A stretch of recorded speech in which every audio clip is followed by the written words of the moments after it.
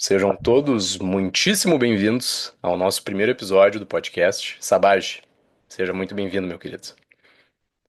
Obrigado, obrigado. Honra estar aqui com vocês. Cara, a gente tá pensando nesse projeto há muito tempo, né? E não tinha uma pessoa melhor pra gente convidar do que tu, cara. Eu acho que possivelmente sem a tua gestão passada, sem as tuas. Enfim, cara, teus feitos na Blau, talvez isso aqui nem fosse possível, né? Eu acho que deu uma guinada muito grande desde que tu entrou. E, enfim, já vamos entrar nisso, né? Para quem não conhece o Sabaj, acho bem difícil quem não conhecer, mas o Sabaj foi uma lenda da Blau, né, pessoal? Ele foi presidente em 2023, foi diretor científico em 2022, se formou em medicina pela USP, atualmente R2 de oftalmo lá no Hospital de Olhos do Paraná. E tem uma trajetória vasta aí, né, cara, que a gente vai abrir durante esse episódio, conversar sobre tuas experiências fora do Brasil, tuas experiências dentro do Brasil. Enfim, cara, seja bem-vindo. Seja bem-vindo. Obrigado, obrigado. A Blau é um projeto grande de muitas pessoas e acho que cada ano que passa ela cresce um pouquinho mais, tanto com as novas diretorias que estão vindo, também com todas as novas ligas que têm surgido e vindo mais para dentro da Blau, né? Participando mesmo e fazendo parte, né? Eu digo a Blau não é da gestão, a Blau são das, acho que vocês estão com 150, né? É, 150 ligas já associadas e por isso que ela é tão grande. exato. Cara, uma associação nada é sem seus associados, né? Então, tudo que a gente faz é voltado pro pessoal que assiste, o pessoal que participa dos congressos, conhece todo mundo da gestão. É todo mundo na mesma linha, na verdade. Todo mundo tem interesse no oftalmo, quer crescer, quer aprender um pouco mais. Mas, cara, deixa eu começar, assim, te perguntando o básico, né? Tirando, assim, o cavalo da sala, cara. Da onde que saiu o teu interesse pelo oftalmo? Como é que começou toda essa história? Olha, eu acho que a minha resposta vai ser parecida com a maioria das pessoas que estão no meio do oftalmo hoje em dia. Meu pai é oftalmologista. E seu pai também é oftalmo, né, Lucas? E quando a gente tem 10 anos de idade até hoje, 25 anos, o principal tema da mesa de jantar é sempre oftalmo. Aquele caso difícil, aquele caso legal, aquele paciente que levou um vinho e que te deu muito trabalho, eu digo, de cirurgia, de que você viu ele todo dia muito perto. E quando você vê alguém que você gosta muito, falando com uma paixão tão grande, um assunto desse diariamente, você também pega um pouco de paixão. E foi nessa linha que eu fui gostando e gostando cada vez mais. Meu pai foi meu professor durante a faculdade, então isso aí só aumentou a paixão, eu estava sempre perto com ele. E além da questão de estudar o olho, que é uma organela maravilhosa, mas a gente conseguir mudar a vida das pessoas e, sabe, também foi um jeito de se aproximar do meu pai. Então, tá perto da oftalmologia, eu estava cada vez mais perto do meu pai, mais perto das pessoas que eu gostava. Eu comecei a estudar nisso, pegar amor, comecei a me destacar e acabei encontrando um caminho que eu gostaria de seguir pela minha vida. Ah, perfeito, cara. Realmente, né? Eu acho que é uma das especialidades mais hereditárias, né, cara? Pô, eu tenho essa Muito. história. Muita gente das ligas, cara, e da Blau mesmo, né, cara? Eu acho que se tu fosse pegar aí mais da metade, deve ter alguém da família. E é muito legal isso, né, cara? Poder seguir o legado. Cara, como é que foi ter o teu pai de professor na faculdade? Deve ser uma experiência engraçada, né, cara? Tem um trabalho, acho que foi da USP, inclusive, 2017, 2016, que eles avaliaram quantas pessoas tinham um parente de primeiro grau oftalmo que tinham entrado aquele ano na residência, não na USP, no Brasil em geral. E eles viram que 75% então das pessoas que estavam entrando na oftalmologia tinham parentesco de primeiro grau.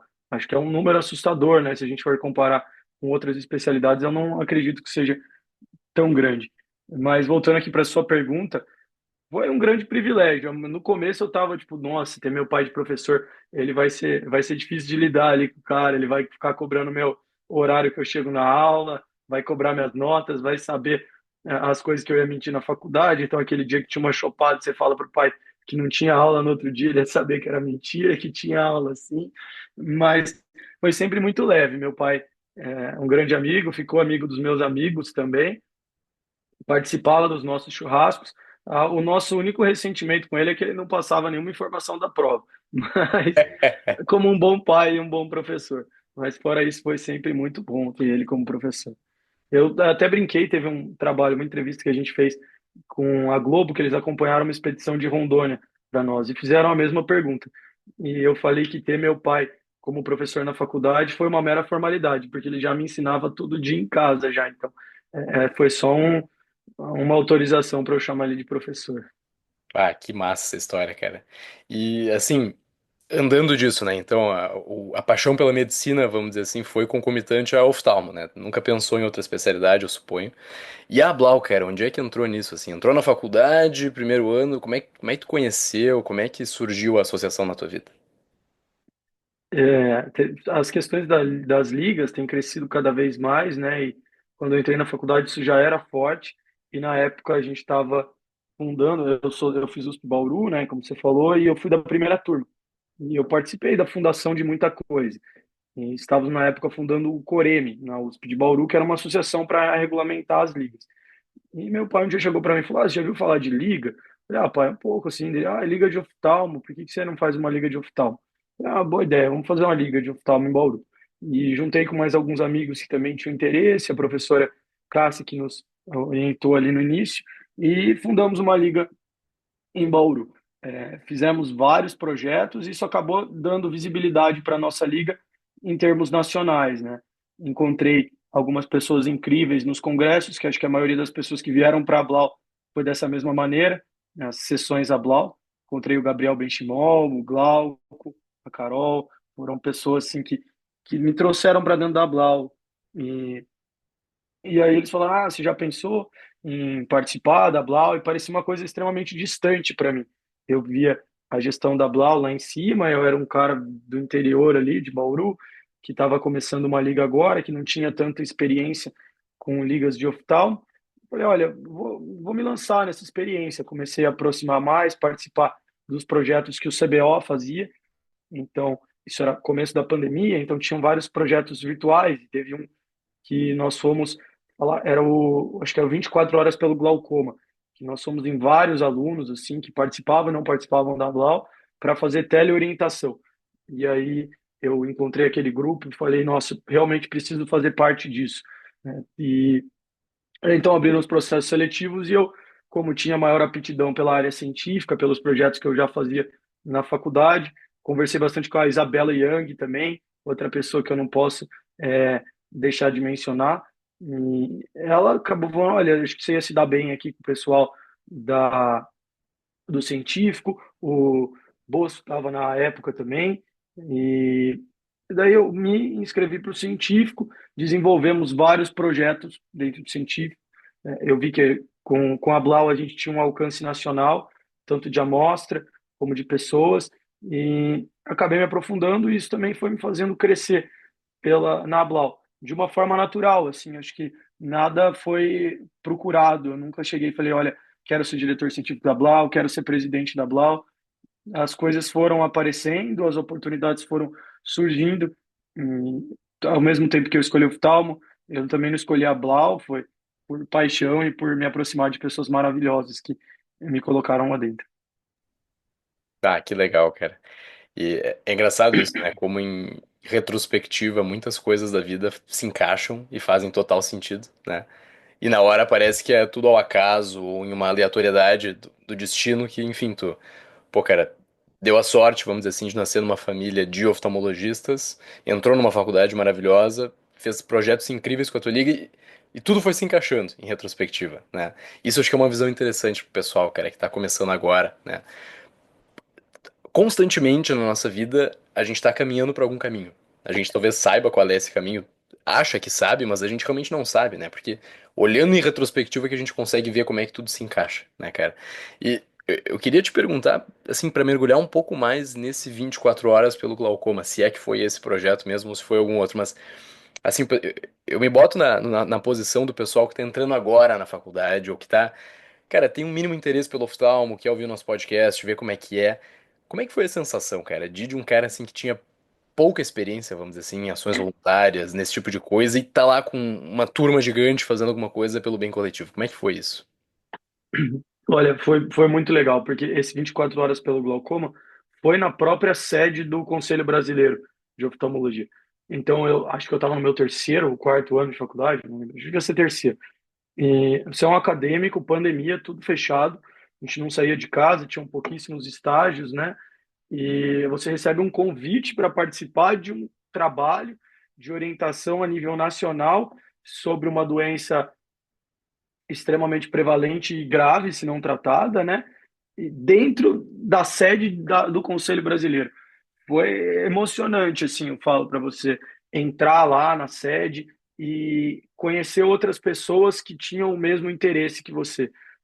Acho isso muito bacana. E quando eu fui para a sede, conheci os grandes chefes, então a gente chegou lá, estava o Cristiano Cacheto, professor, que era o presidente do conselho, que nos recebeu, que nos apresentou todo o espaço. Você fala, nossa, é, o Conselho Brasileiro, o CBO, as pessoas mais velhas, elas estão preocupadas também com quem está vindo, né?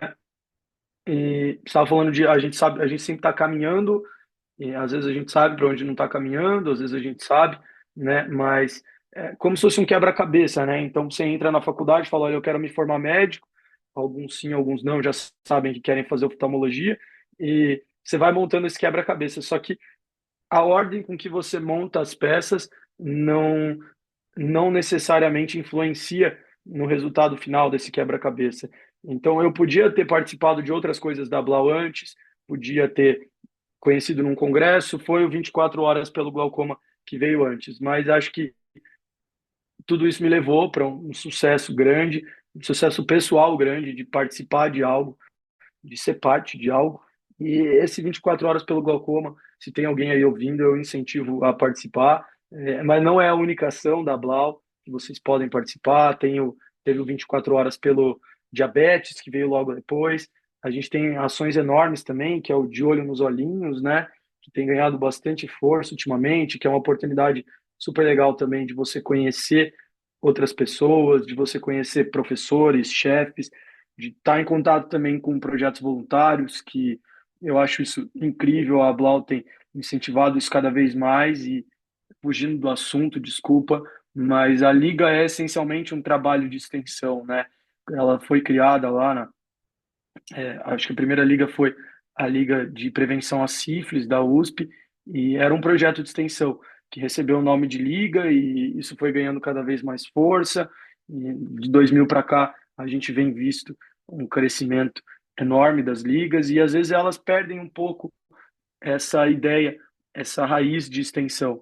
E às vezes as ligas ficam um espaço ali extracurricular para suprir necessidades que os alunos veem no dia a dia e não conseguem suprir. Então, oftalmologia, por exemplo, pouquíssimas universidades têm uma carga horária de oftalmologia boa e a gente esquece ou abandona, às vezes, os trabalhos de extensão.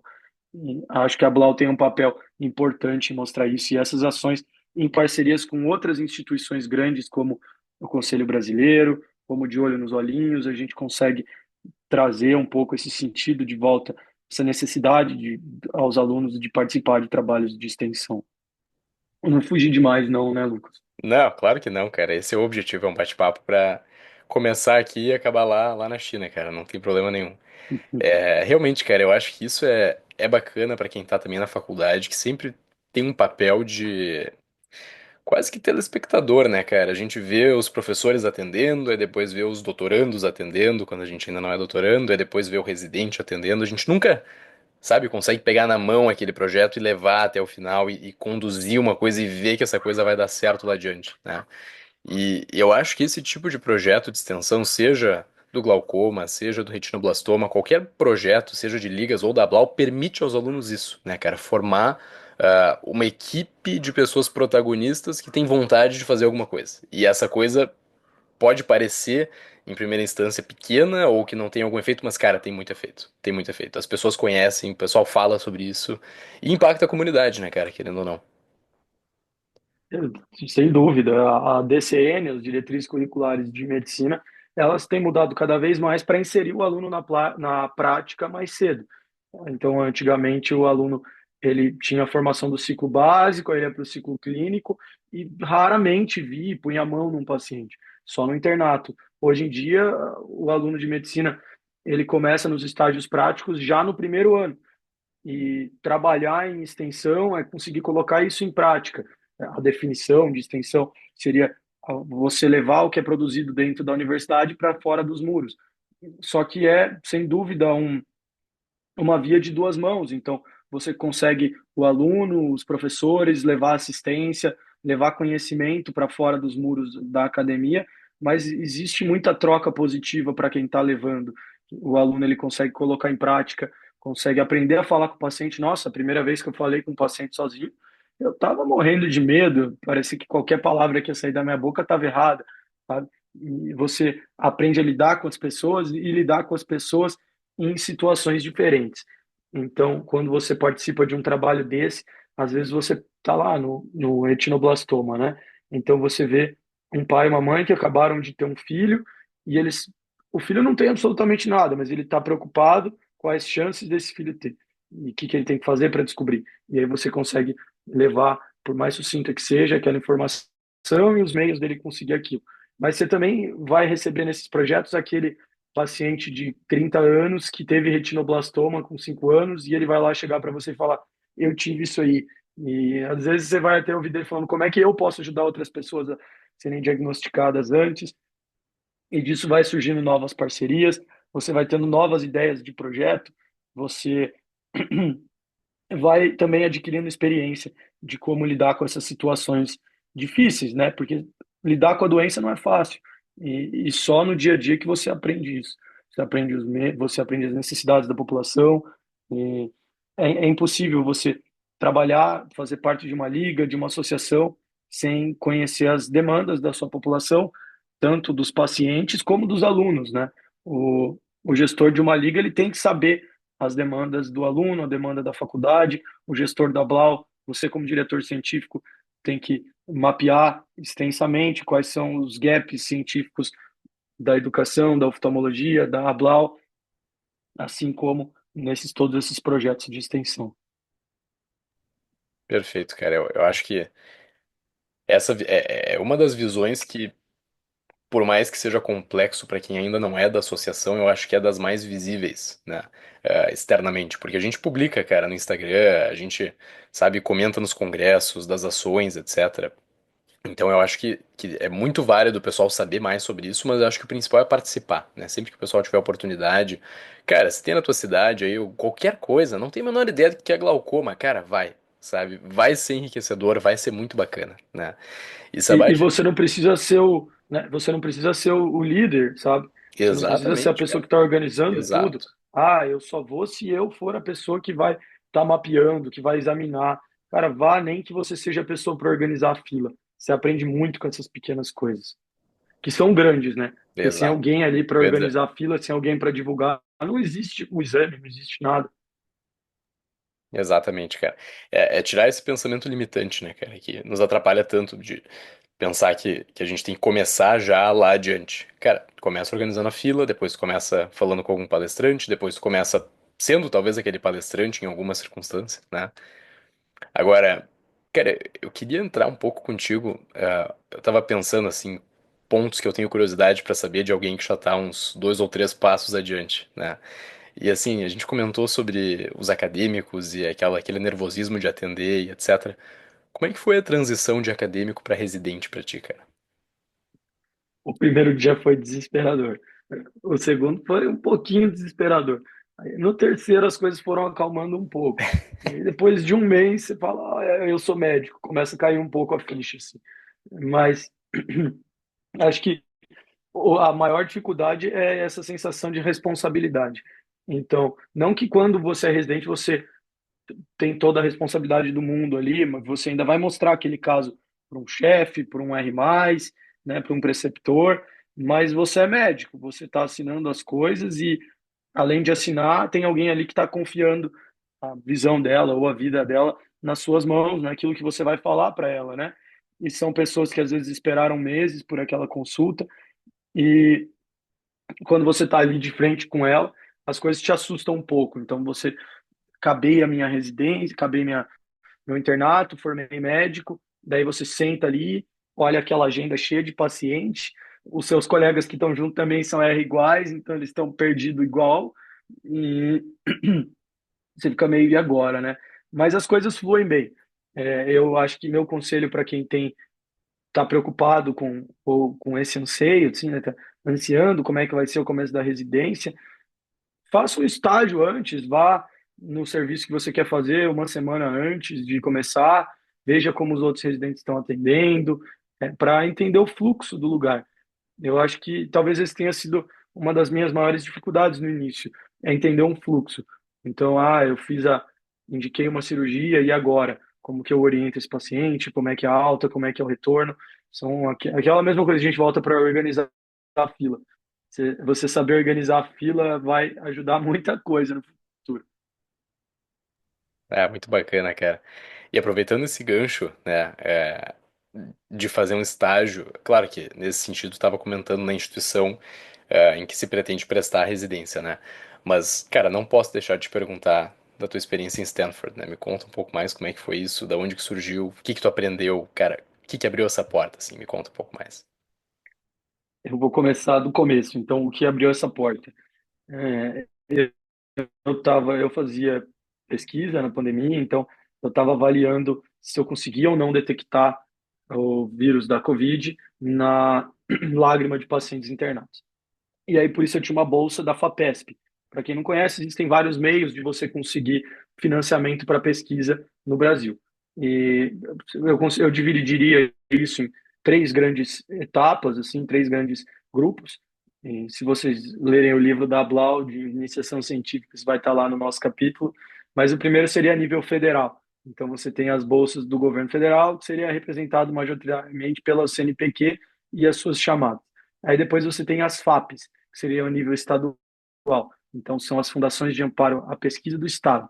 E depois você tem o financiamento externo, que entraria a indústria,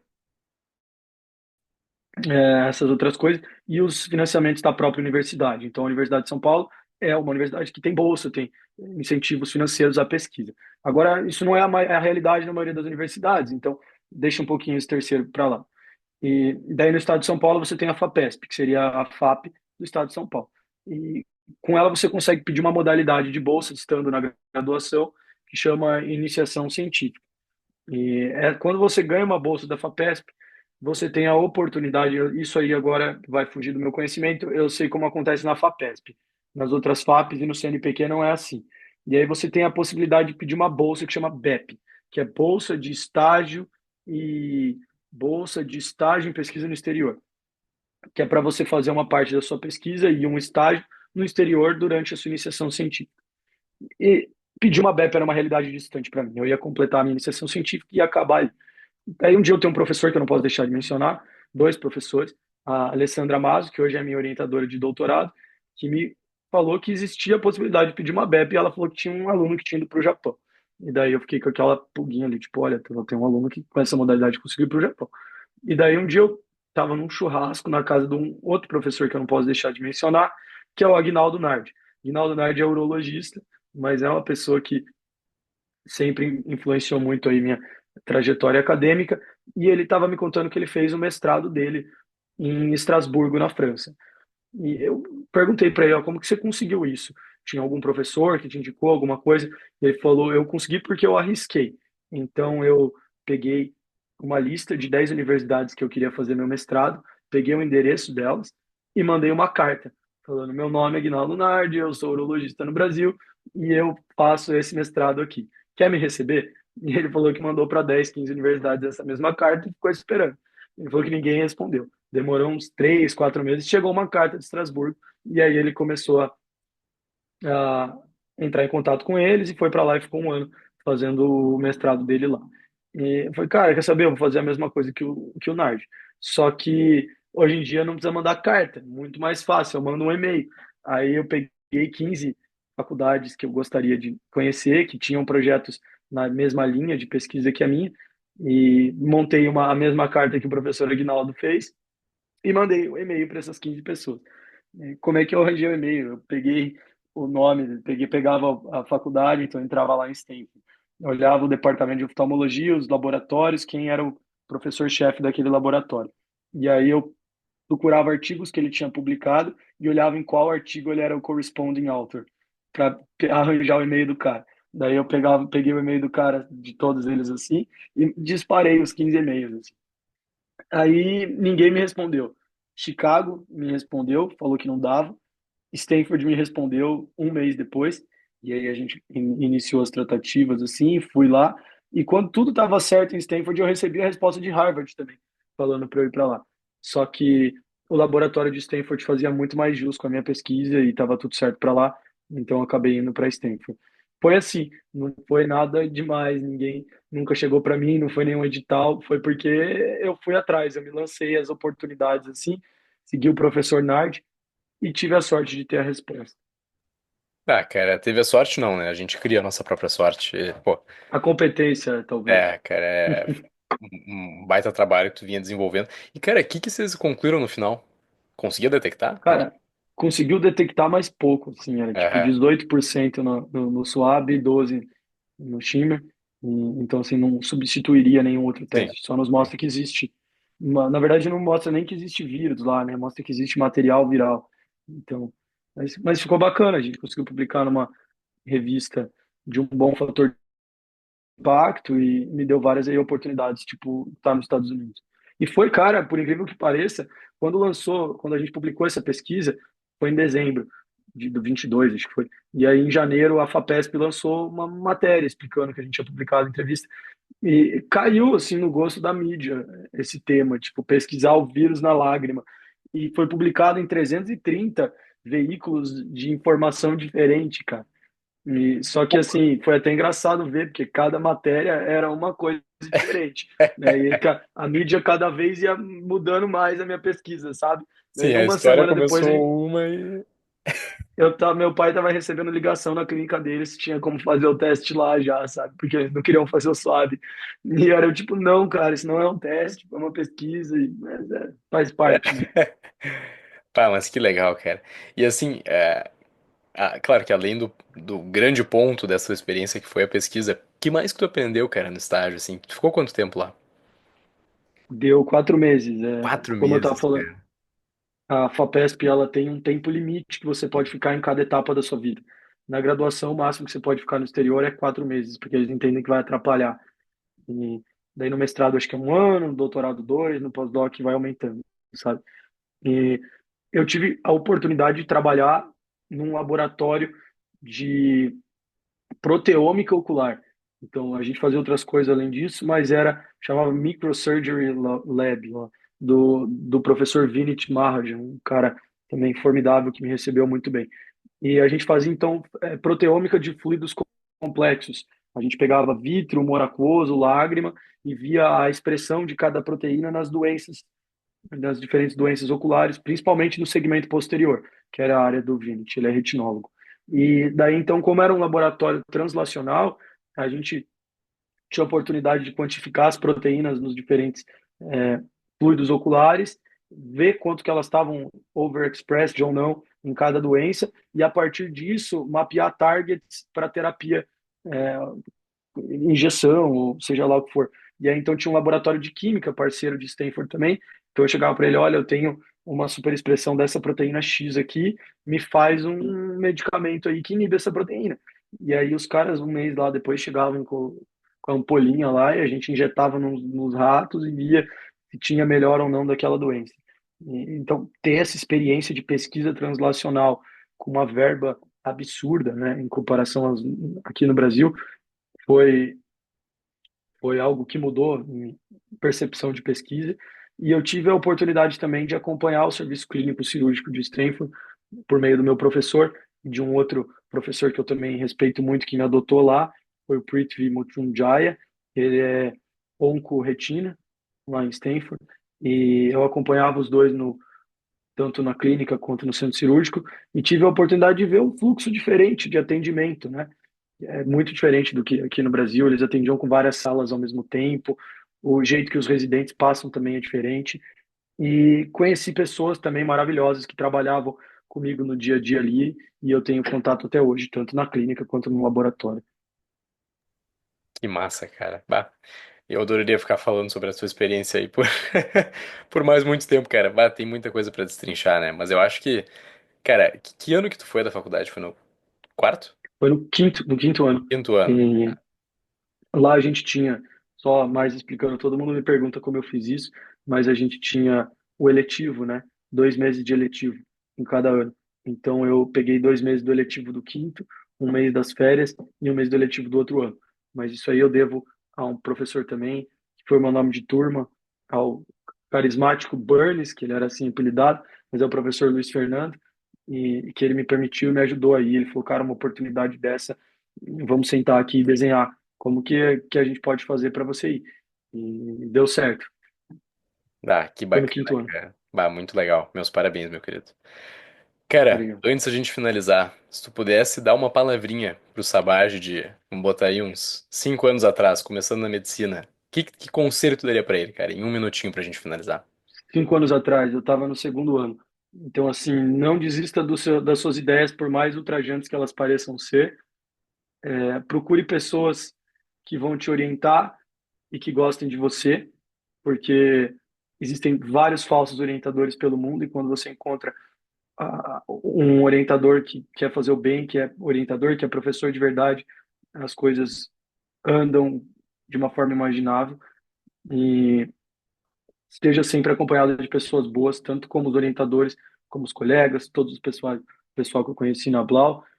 Estude muito. Aqueles dias lá, Luiz, que você falava, não vou largar tudo, não vou estudar mais. Continua, dá mais um passinho, respira que vale a pena. E também curta sua família, seus amigos. Acho que a gente tem que saber equilibrar as coisas na vida.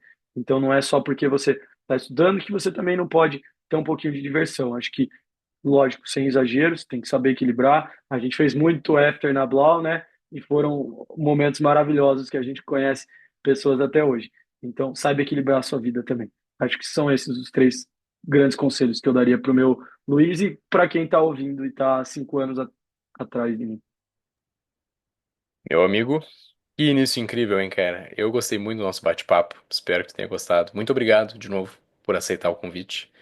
E, cara, sucesso. Tu é uma enorme inspiração pra mim. Imagino que pra grande parte da Blau também seja. É muito bacana te ver.